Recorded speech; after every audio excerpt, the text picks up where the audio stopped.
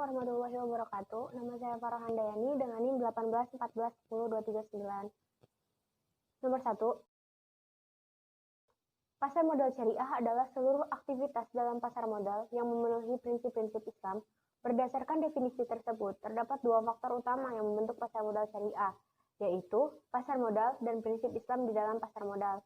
Artinya, untuk memahami pasar modal syariah, maka harus mempelajari konsep pasar modal dan prinsip-prinsip Islam yang mendasari menjadi suatu keharusan. Tidak dapat dipilih antara keduanya. Sejarah perkembangan pasar modal syariah di Indonesia adalah produk investasi syariah pertama di Indonesia diluncurkan pada tahun 1997, tetapi fatwa pendukungnya terbit pada tahun 2001 dan regulasi Bapepam LK yang sekarang menjadi OJK tentang pasar modal syariah yang terbit pada tahun 2006. Namun, pada saat ini regulator sangat responsif dengan perkembangan pasar modal syariah. Bahkan ada regulasi yang sudah dikeluarkan meskipun produknya belum ada di pasar. Pertumbuhan pasar modal Indonesia secara resmi diawali dengan terbitnya Undang-Undang Republik Indonesia Nomor 8 Tahun 1995 tentang pasar modal. Keberadaan undang-undang tersebut menjadi pemicu munculnya beragam produk investasi di pasar modal Indonesia, termasuk efek syariah yang menjadi tonggak sejarah perkembangan pasar modal Islam di Indonesia.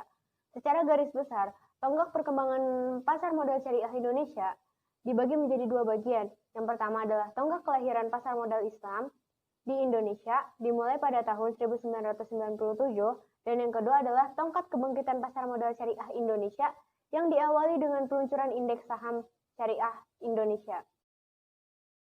Antara akad mudharabah dan akad musyarakah. Akad mudharabah adalah akad kerjasama untuk melaksanakan suatu kegiatan usaha antara pemilik modal atau sahibul mal yang menyediakan seluruh modal usaha dengan pihak pengelola usaha atau mudarib. Modal usaha yang diserahkan oleh pemilik modal harus berbentuk dana atau uang, tidak boleh berbentuk piutang. Meskipun demikian, ada sebagian pendapat ulama yang memperbolehkan barang, tetapi harus dinilai berdasarkan harga barang, dikonversi menjadi dana atau uang tunai. Mudharabah sering disebut akad qirad atau muqaradah yang mempunyai arti sama walau nama atau istilahnya berbeda. Sedangkan musyarakah adalah akad syirkah, adalah akad kerjasama antara dua pihak atau lebih untuk usaha tertentu di mana para pihak atau syarif memberikan kontribusi dana atau modal usaha. Para pihak yang terlibat dalam akad musyarakah selain akan menerima keuntungan juga harus siap menanggung kerugian usaha. Ketentuan nisbah dalam akad musyarakah bisa berbeda antara nisbah keuntungan dengan nisbah kerugian usaha. Dengan demikian, akad musyarakah adalah akad yang berdasarkan profit atau loss sharing. Akad musyarakah dapat berupa harta, baik berupa uang maupun berupa barang. Kaidah fikih yang sering digunakan dalam pasar modal syariah. Yang pertama adalah sebagian kegiatan yang menjalankan hubungan manusia dengan manusia, maka kaidah utama fikih muamalah adalah al-aslu fi al-muamalah al-ibahah maslam yadullah dalilun ala tanrimiha, yang artinya pada dasarnya semua kegiatan muamalah adalah boleh kecuali ada dalil yang melarangnya. Hal tersebut berbeda dengan kaidah fikih ibadah yang menyatakan sebaliknya, yaitu semua kegiatan ibadah adalah haram dilakukan kecuali ada dalil yang memperbolehkannya. Yang dimaksud dalil dalam kaidah ini adalah semua sumber hukum Islam, yaitu Al-Quran, Sunnah, Hadis, dan ijtihad ulama. Yang kedua adalah al-haraj bi al-daman, yang artinya apabila kita melakukan kegiatan usaha atau investasi harus siap menanggung rugi, dan al-gunmu bi al-gurmi, yang artinya bahwa tidak ada keuntungan yang tidak mengandung resiko atau rugi dalam investasi. Dalam investasi, pasti ada resiko rugi sehingga investor harus melakukan tindakan yang dapat mengurangi resiko tersebut. Yang ketiga adalah segala mudarat atau bahaya kerugian harus sedapat mungkin dihindarkan atau dihilangkan. Al-dararu yudfa'u biqadri al-imkani atau al-dararu yuradi.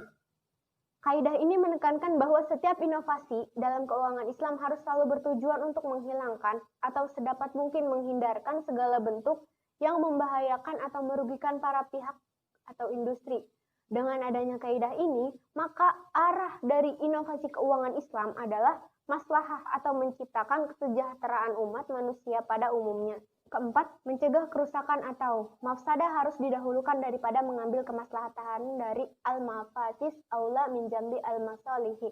Kaidah ini menekankan bahwa setiap inovasi produk pasar Model syariah harus mengutamakan untuk mencegah kerusakan daripada melihat kemanfaatannya. Efek syariah yang diciptakan jangan sampai memberikan dampak negatif yang merusakkan tatanan perekonomian masyarakat. Fatwa didefinisikan sebagai pendapat atau penjelasan alim ulama terhadap permasalahan dalam penerapan hukum Islam. Yang biasanya fatwa dikeluarkan apabila ada pihak yang meminta atau memohon fatwa terhadap suatu kegiatan atau sesuatu yang akan dilakukan oleh pihak peminta. Meskipun demikian, fatwa dapat dikeluarkan tanpa diminta jika ada masalah, penerapan atau kepastian prinsip-prinsip Islam yang terjadi di masyarakat sehingga memerlukan sebuah fatwa sebagai penjelasan atau panduan. MUI merupakan lembaga yang mempunyai peranan yang sangat penting dalam perkembangan industri keuangan Islam, khususnya pasar modal Islam di Indonesia. DSN MUI bukan hanya bertugas mengeluarkan fatwa, tetapi terlibat dalam pengembangan pasar modal Islam, termasuk penyusunan regulasi maupun kegiatan edukasi ke masyarakat.